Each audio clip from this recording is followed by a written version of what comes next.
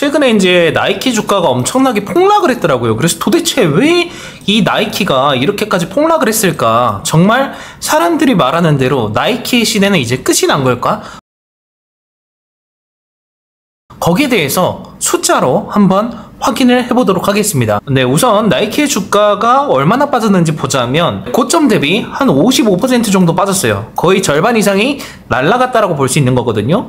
근데 이게 어느 정도의 수치냐라고 봤더니 2020년도에 코로나가 왔을 때 코로나 직후의 주가보다 더 빠졌어요. 아니, 코로나 때는 전염병 때문에 사람들이 돌아다닐 수도 없고 구매 자체가 힘든 그런 상황인데 지금의 상황이 이때보다 더 심한 걸까? 라고 상식적으로 생각을 해보면 좀 과잉돼서 사람들이 반응한 게 아니냐. 자, 좀 더 자세히 살펴볼게요. 주가가 언제 크게 빠졌냐면 2024년도 6월 27일 날 갑자기 주가가 한 방에 20%나 빠졌거든요. 근데 어떻게 이렇게 큰 급락이 나왔을까? 6월 27일 날 도대체 무슨 일이 있었을까? 보니까 6월 27일 날 나이키가 실적을 발표했어요. 2024년도 4분기에 대한 실적을 발표를 했는데 연간 매출액은 514억 달러, 전년 대비 1% 올랐고, 근데 그 최근 4분기 3달 동안 매출액을 보면 126억 달러, 전년도 4분기 대비 2%가 빠졌고, 4분기의 다이렉트 매출액, 그러니까 나이키는 직영점에서 판매하는 직접적인 다이렉트 매출액과 그리고 도매상에 제품을 넘겨서 판매하는 도매 매출이 있어요. 그래서 직영과 도매 매출 크게 이렇게 두 가지의 채널로 나뉘는데 직영점의 매출을 보면은 51억 달러, 전년도 동분기 대비 8%가 빠졌고, 근데 어쨌든 뭐 채널별로는 이렇게 달라질 수는 있겠지만 결론적으로 4분기의 매출 총이, 그러니까 매출액에서 매출 원가, 신발을 만드는 데 들어가는 뭐 매출 원가나 뭐 패킹 이런 것들에 대한 원가들을 다 빼고 난 총이익은 오히려 전년도 동분기 대비 1.1% 증가한 44.7%를 기록했다. 결국은 매출 성장률의 감소와 그리고 4분기 매출액 감소가 주요 이슈였구나 라고 한눈에 파악할 수가 있겠죠. 그러면 사람들이, 주주들이 나이키가 이제는 성장률이 이렇게 많이 꺾였으니 앞으로는 더 이상 성장을 하기 힘든 것이다 라고 해석을 그렇게 했었기 때문에 주가가 크게 밀렸을 가능성이 있습니다. 지금 우리가 이제 판단해야 될 거는 나이키의 실적이 양적이나 또는 판매 가격, 질적으로 성장이 끝난 것인지, 만약에 이게 끝났다면 정말 심각한 거지만 만약에 이게 경기 침체로 인해서 일시적인 영향인지, 이게 나이키 외에 다른 브랜드나 다른 데서는 이런 영향이 없었는지를 판단해 보면은 이게 경기 침체 때문에 다 똑같은 상황이구나, 아니면 나이키만 그렇구나를 판단해 볼 수가 있겠죠. 그래서 그거를 지금부터 보도록 하겠습니다. 2015년도부터 2024년도까지 10년치를 봐보니까 계속 이렇게 올라가요. 계속 올라가다가 코로나 때 시장이 어려울 때 한번 꺾였다가 또 다시 어쨌든 계속 이렇게 올라갑니다. 그리고 지금은 또 경기 침체나 고금리 장기와 이런 영향에 의해서 또 인플레이션도 많이 올랐지만 또 이게 성장률이 둔화되는 모습을 보였어요. 지금 여기에서 이렇게 증가하는 성장률들을 보다가 갑자기 성장률이 확 꺾이니까 사람들이 나이키 이제 앞으로 이렇게 되는 거 아니야? 라고 확대 해석한 거일 수도 있잖아요. 그래서 중요한 게 이게 나이키만의 이슈인가, 아니면 나이키 외의 브랜드들도 다 동일한 이슈를 보이고 있는가를 봐야지만 이게 나이키만의 이슈가 아니라 경기 침체로 인한 전체적인 이슈다라고 판단을 해볼 수가 있겠죠. 자, 우선 나이키의 성장률을 보면은 16년도부터 보면은 15년도 대비 5.8% 성장을 했고, 매출이 17년도에는 6.1% 전년 대비, 그리고 18년도에는 6%, 그리고 19년도에는 7.5% 성장하는 모습이 계속 보였어요. 그러다가 코로나 오면서 이게 쭉 빠졌었는데 이게 다시 21년도에 들어와서 쭉 회복하는 모습을 보였다가 다시 감소, 증가, 그리고 24년도에 경기가 힘들어지면서 사람들이 점차 소비 심리가 크게 위축된 게 아닌가라고 저는 생각을 하는데, 어쨌든 이렇게 매출 성장률이 갑자기 엄청나게 감소를 합니다. 거의 코로나 때만큼은 아니지만 어쨌든 성장률이 크게 꺾였기 때문에 사람들은 여기에 대해서 야, 나이키가 이렇게 매출 성장률이 계속 꺾이고 있는 걸 보면은 앞으로 이 성장이 진짜 끝난 거 아니냐라고 확대 해석을 한다라고 저는 생각을 하거든요. 근데 저는 일단 나이키를 좋게 보고 있었던 이유가 뭐냐면 15년도부터 24년도까지 지난 10년 동안 매출액 대비 원가율이나 총이익률, 판관비율, 순이익률이 일정하게 비슷해요. 원가율 54%, 46, 총이익 46%, 판관비 32%, 순이익 11%, 54, 46, 32, 12, 55, 45, 31, 12 다 비슷하단 말이에요. 그렇다는 거는 나이키가 원가율에 대한 관리나 그 판관비에 대한 관리라든지 이런 거를 시스템적으로 엄청나게 잘하고 있다는 거예요. 매출이 계속 성장하고 있음에도 불구하고 성장하는 매출 안에서 55, 45, 31, 11 뭐 이렇게 계속 관리를 잘 하고 있다는 거죠. 그러면 중요한 거는 앞으로의 매출 성장이 계속 이어질 것인가, 매출 성장이 끝난 것인가를 파악을 하면 되잖아요. 제가 먼저 확인하고 싶었던 게 매출 성장이 최근에 꺾였는데 그럼 이 꺾인 게 어디에서 많이 꺾였을까? 이게 국가별 이슈는 아닐까? 지역별로 10년 동안 매출을 쭉 비교를 해봤어요. 근데 이거를 비교해보니까 결론은 나이키는 매출이 전체 매출의 40%가 북미, 미국과 캐나다. 근데 캐나다는 얼마 안 되고 결국은 미국이 대부분이고, 그리고 25%가 유럽이나 아프리카, 그리고 나머지 국가들이 중국, 기타 등등이 35%를 매출을 이렇게 차지를 하고 있었어요.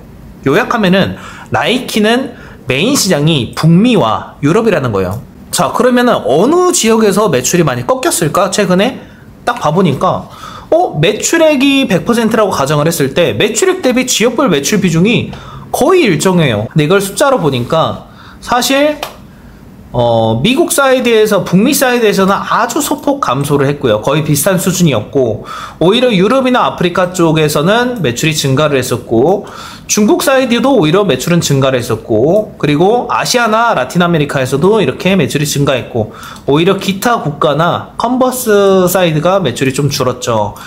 근데 어쨌든 전반적으로 이걸 합계치를 봤을 때 23년도와 24년도는 오히려 봤을 때 오히려 매출은 소폭 증가를 한 모습을 보였거든요.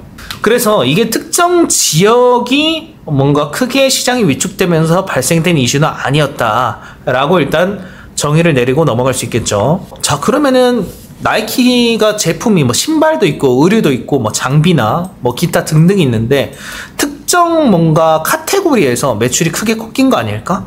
사람들이 이제 신발은 안 신고 의류만 입는 건가? 뭔가 이게 또 궁금할 수 있잖아요. 또 그래서 이거를 카테고리별로 10년치를 이렇게 뽑아보니까 신발도 오히려 소폭 매출이 증가를 했고요.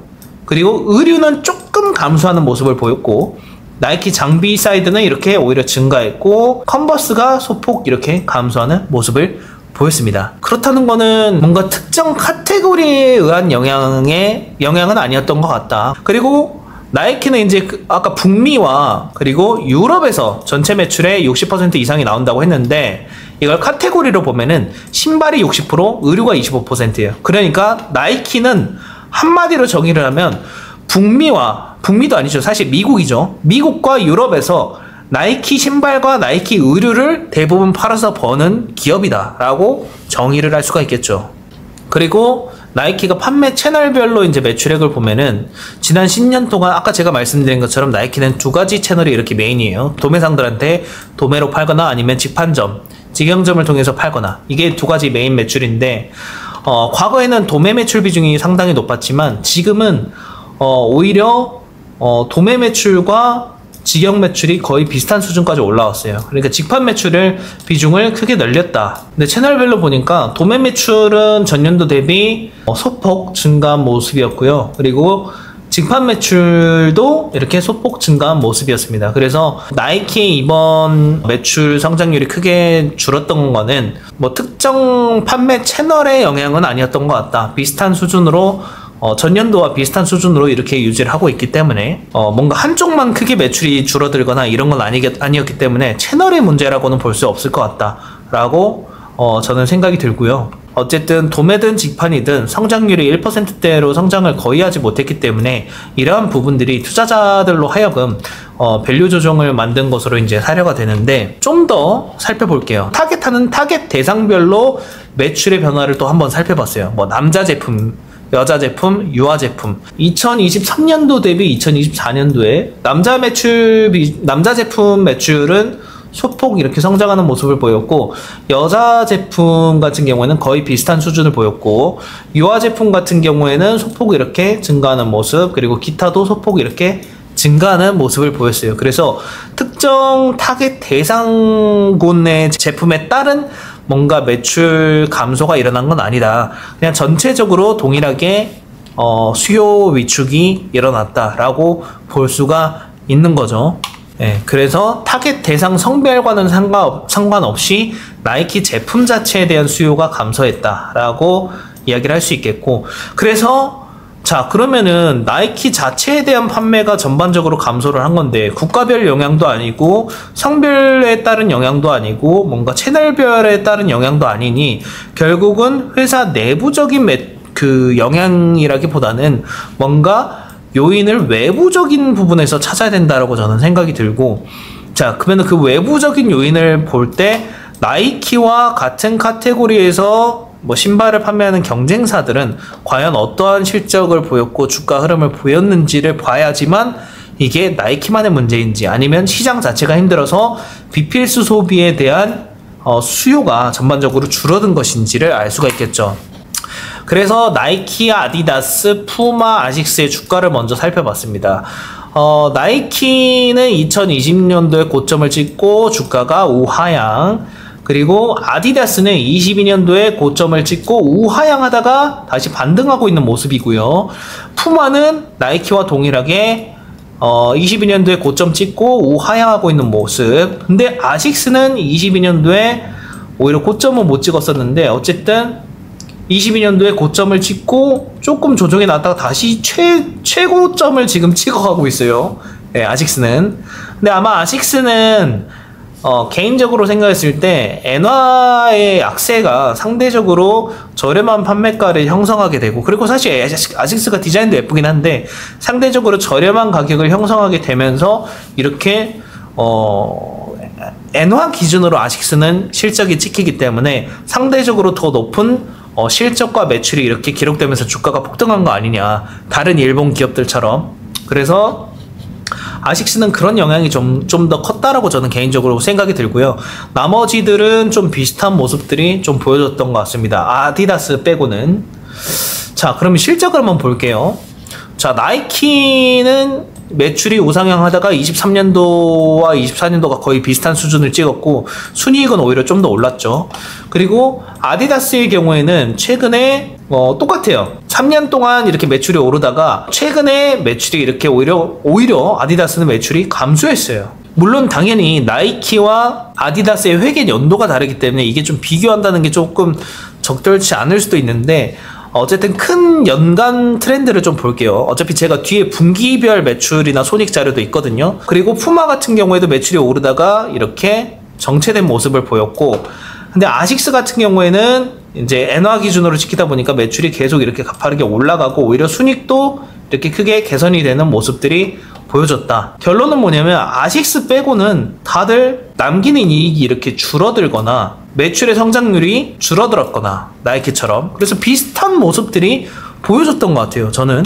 그리고 최근 분기만 보더라도 시점이 좀 다른데 매출 성장, 하락, 횡보, 성장, 하락, 오히려 아디다스는 성장, 그리고 푸마는 성장, 하락, 성장, 아디다스처럼, 아식스는 성장, 하락, 엄청난 성장, 이렇게 모습들을 보였어요. 그러면 상대적으로 아디다스와 그리고 아식스는 매출 성장이 상대적으로 잘 나왔다. 푸마도 마찬가지죠.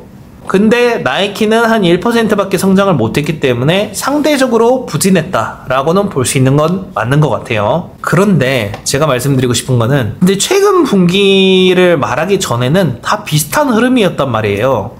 최근 분기를 말하기 전에는 다 비슷한 흐름들이 나오고 있었다라는 거죠. 근데 나이키는 최근에 들어서 오히려 다른 브랜드들 대비 상대적으로 살짝 부진했던, 상대적으로 그런 모습을 보였기 때문에 이거는 어떻게 보면은 기업의 전반적인 문제가 생겼다라기 보다는 이 기업이 올해 수립한 경영 전략이 상대적으로 다른 브랜드 대비 부진한 성장률을 보이게끔 만들었다라는 이슈거든요. 그러다 보니까 이거는 경영적인 전략을 수정을 하거나 했을 때 충분히 개선될 수 있는 문제다. 이게 사람들이 과대 해석을 해서 주가가 뭐 5, 60%씩이나 밀릴 정도로, 코로나 때보다 더 밀릴 정도로 이렇게 밀리는 거는 조금 시장에서 좀 과대 해석을 한 게 아닌가라는 게 이제 제 개인적인 생각이고요. 다만 우리가 좀 참조해야 될 게 하나 더 있습니다. 그게 뭐냐면 최근에 이제 어쨌든 주가가 밀린 게 고금리의 장기화라는 영향, 그리고 인플레가 많이 올라갔다라는 부분이었는데 그게 조금 나름 비슷한 고금리를 유지를 했었던 때가 2008년도 이때거든요. 2008, 9년도 금융위기 시점. 예, 그래서 그때도 실제로 2008년도 6월 6일날 나이키가 고점을 찍고, 고점 대비 2009년 2월 20일까지 주가가 쭉 빠져요. 그리고 2월 20일 이후부터 주가가 반등하기 시작을 하거든요. 자, 그러면 이때는 주가가 한 37% 정도 빠졌어요. 고점 대비. 지금은 이제 고점 대비 55% 정도 빠졌잖아요. 이때 대비 지금 55% 정도 이렇게 빠져 있는 건데, 그러면 지금 어쨌든 조정은 둘 다 그때나 지금이나 크게 나왔어요. 근데 과거에 2008년 6월 6일부터 고점 찍고 나락을 가다가 2009년도 2월 20일 이후부터 왜 주가가 우상향을 하기 시작을 했을까가 갑자기 궁금을 하더라고요. 그래서 보니까 2009년도 1월 1일 날 0.25%의 미 연준이 기준금리를 0.25%로 낮추고, 이때부터 금리를 더 이상 낮추지 않았거든요. 그리고 0.25%로 계속 이렇게 몇 년 동안 이어갑니다. 초저금리로 이렇게 내렸다라는 거는 경기가 안 좋으니까 경기의 반등을 만들어내기 위해서 계속 금리를 내린 거잖아요. 소비 심리를 다시 회복시키기 위해서 금리를 계속 내리니까 내리다가 더 이상 내리지 않는 시점인 2009년 1월 1일 이때 직후부터 갑자기 나이키 주가가 바닥을 찍고 반등을 하기 시작을 했거든요. 그래서 그러면은 금리가 인하되는 이 타이밍 때는 오히려 주가가 계속 빠졌었구나, 나이키가. 그렇다라는 거는 금리가 인하가 된다라는 거는 경기가 상당히 힘들었기 때문에 실적이 상당히 안 나올 것으로 예상을 했기 때문에 사람들이 이렇게 많이 팔아 제낀 게 아닌가 라는 생각이 들 수가 있겠죠. 그래서 오히려 더 안 좋아질 경기 때문에, 실적이 더 안 좋아질 것이라는 예상 때문에 주가가 지금처럼 많이 밀린 것이다 라는 생각을 또 해볼 수가 있겠고, 또 하나는 미국이 이렇게 고금리를 찍었을 때 달러의 강세가 엄청나게 됐을 거잖아요. 그래서 달러의 상대적인 강세가 이제 이때부터는 점차 꺼지면서 오히려 강달러일 때 사람들이 더 많이 이탈해서 다른 국가의 저평가 주식들을 많이 담을 가능성도 있고, 뭔가 여러 가지 이유가 있었을 것 같아요. 물론 이제 이때는 금융위기도 왔기 때문에. 근데 중요한 거는 실제로 이때 주가가 이렇게 크게 밀렸을 때 사람들은 이제 앞으로 경기가 침체가 오니까 뭐 나이키 실적이 크게 안 좋을 것이다 라고 했었는데, 실제 나이키의 실적을, 그 당시 실적을 보면은 거의 별 차이 없어요. 매출의 하락이 그렇게 크게 나오지 않았다. 지금이랑 거의 비슷한 수준이었던 것 같다. 그리고 오히려 매출 총이익도 소폭 증가한 모습을 보였고, 오히려 순이익도 더 증가를 하는 모습을 보였었거든요. 2010년도니까. 근데 2008년도와 9년도 이 사이 때는 오히려 매출은 늘어났고 총이익률은 비슷했고 순이익은 좀 감소했던 이런 모습을 보였었는데, 뭔가 주가가 50%씩이나 밀릴 정도의 30% 40%나 밀릴 정도로 심각한 수준의 그 실적 부진까지는 아니었다라고 볼 수가 있을 것 같아요. 개인적으로 봤을 때는. 물론 순이익이 크게 감소를 하긴 했지만, 이거라서 시장에서는 확대 해석해서 뭐 주가가 많이 빠졌었을 수도 있고, 그래서 저는 이때를 보고 지금의 나이키의 모습을 보니까 뭔가 이때와 좀 비슷한 느낌일 것 같다, 시장이 좀 확대해서 가는 모습이 좀 보여지는 것 같다라는 생각은 들어요. 다만 우리가 알아야 될 거는 지금 달러가 너무 강세이고, 지금 원달러만 보더라도 거의 1,400원 수준이잖아요. 근데 원래 과거에 평균치를 보면 한 1,100원 정도? 이것만 하더라도 20-30%씩 차이가 나요. 그러니까 강달러일 때 제가 만약에 미국의 달러를 들고 있는 투자자라면 강달러일 때 이거를 그 원화로 바꿔가지고 뭐 아니면 원화나 다른 국가의 통화로 바꿔서 그 시장에 좋은 주식인데 저평가된 주식들을 오히려 쌀 때 담는 것이 좀 더 현명한 선택 아닐까. 어차피 이게 달러당 1400짜리가 어차피 달러당 1100으로 다시 돌아 회귀할 거니까. 그래서 결론을 말하자면 지금 주가는 55% 빠졌지만 이 나이키를 사는 데 있어서 어쨌든 USD 달러로 투자를 하고, 달러는 뭐 원화 대비 여러분들이 한국 분들이시기 때문에 원화 대비 한 20-30% 지금 가치가 더 높아져 있는 상태다, 과거 대비. 그러면 사실 지금 만약에 나이키를 죽는다고 치더라도 앞으로 달러의 약세와 원화의 상대적인 강세가 어쨌든 과거 비슷한 수준의 환율로 회귀를 하도록 만들 텐데, 그렇다고 했을 때 여러분들은 지금 나이키를 투자를 한다고 했을 때 환율적인 부분에서 상대적으로 환손실이 20%가 나올 수도 있다. 그리고 나이키가 과거에 2008년도 6월부터 2009년도 금리가 초저금리를 찍을 때까지 계속 주가가 빠졌기 때문에 지금 이번에도 비슷한 모습이 나타날 수도 있는 거죠. 어쨌든 지금 이 순간에 투자를 한다라는 거는 주가가 더 빠질 수도 있는 거고, 그리고 원화를 달러로 바꿔서 투자하는 거기 때문에 나중에 금리 인하가 이루어지고 달러가 상대적으로 약세가 됐을 때 상대적으로 환손실도 볼 수가 있는 거고, 여러 가지 잠재적인 리스크가 있기 때문에 그런 것들을 판단하셔서 의사결정을 하면 좋겠다. 제가 뭔가 답을 내려줄 수는 없기 때문에 이러한 것들을 고려해 볼 필요가 있으니 판단은 여러분들께서 직접 해보시면 좋을 것 같습니다. 그리고 관련돼서 좋은 의견들이 있으시면 공유해 주시면 좋을 것 같고요. 그리고 참조로 마지막으로 하나만 더 말씀을 드리면, 지금은 스타벅스도 그렇고 테슬라도 그렇고 다들 지금 분기 실적들이 다 빠지고 있어요. 그렇다라는 거는 이거는 나이키 하나만의 문제가 아니라 전체적인 기업들이 다 영향을 받고 있다라는 거죠. 뭔가 이 소비나 리테일 관련된 기업들이.